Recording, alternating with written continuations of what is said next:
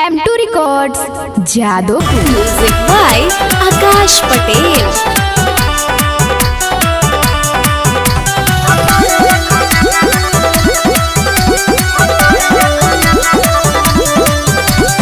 चुमा दे दिहलु तो हो तू दे द हमारा के रानी जनी ऐसे ढकेल। अरे चलो हटा। अरे सोटो ना। चुमा दे दिहलु तो हो तू दे द हमारा के रानी जनी ऐसे ढकेल।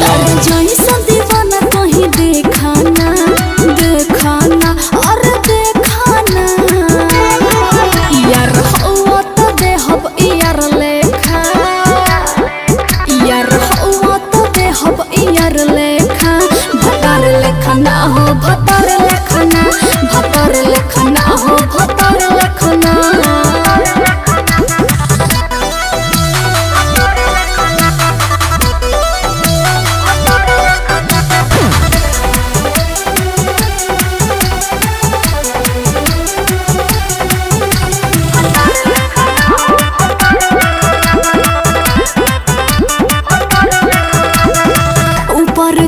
पर ले हल माजा हौवे हक यार के हौवाला चीज न दे हो ऊपर बहक भतार के।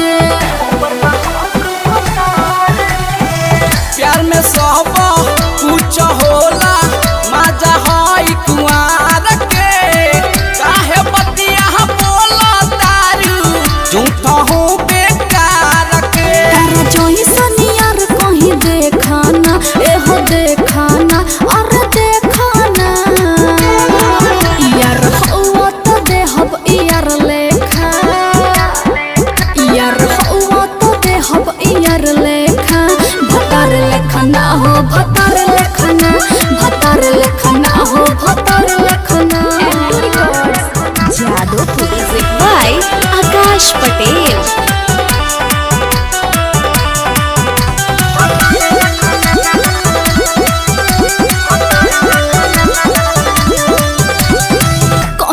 जावन करिले हमरो कहना लमान हो कृष्ण यावारा हमरा के जानी कर परेशान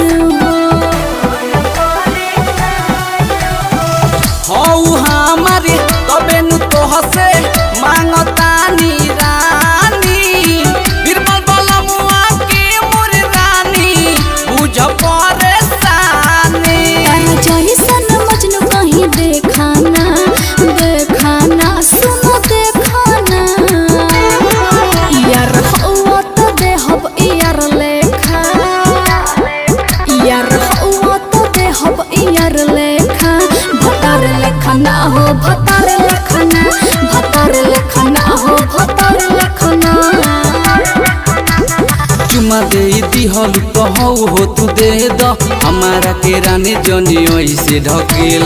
जैसा दीवाना कहीं देखाना देखाना और देखाना यार हुआ तो देहब यार लेखा यार हुआ तो देहब यार लेखा भतार लेखा ना हो भतार